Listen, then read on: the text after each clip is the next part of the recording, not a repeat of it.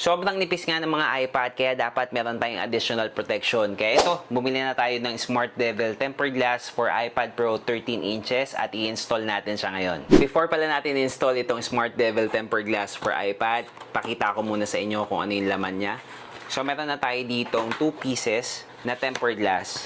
Ito yung ating mga tempered glass. Wow! Ayan ang gusto ko sa screen, guys. Very smooth. HD siya na tempered glass at sobrang smooth. Kasama na sa package yung installation tray, pati na rin yung accessory tools. Papakita ko sa inyo ngayon yung step-by-step na procedure paano install itong Smart Devil Tempered Glass for iPad Pro 13 inches. So meron tayo ditong installation tray at nandito na yung ating accessory tools at nandito na rin yung ating tempered glass. Then linisan na natin, guys. At ito na yung laman ng ating accessory tool. Meron tayong cleaning wipes, meron tayong microfiber cloth, meron rin tayong dust sticker. So unahin muna natin itong wipes. So malapad yung wipes niya. Perfect para sa mga iPad. So, ayan. Linisin lang natin ng mabuti.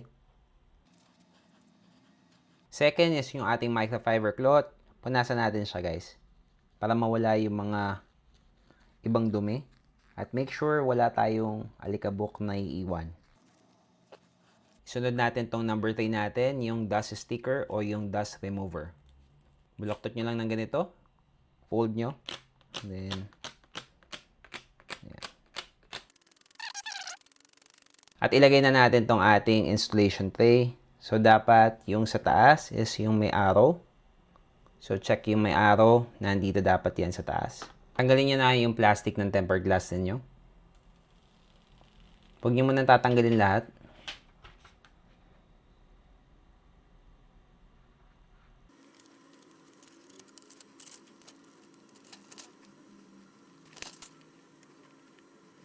Ayan. So, dahan-dahan nyo na siyang bitawan. At makikita nyo, ayan guys, dahan-dahan nyo nang lumalapat, guys. Guys, sobrang smooth ng surface. Ang sarap hawakan. Grabe, ang dulas. Sobrang nagustuhan ko talaga itong Smart Devil Tempered Glass na ikinabit natin dito sa ating iPad Pro. Kaya kung kayo bibili rin kayo ng tempered glass, guys, itry nyo itong tempered glass ng Smart Devil. Sobrang smooth, ang sarap hawakan ng ating screen ngayon. At syempre, meron na tayong peace of mind na anytime na may bumungguman, hindi basta-basta mababasag yung ating mga screen. So guys, kung kailangan nyo rin ng iPad Pro tempered glass, ilalagay ko yung link yan sa yellow basket.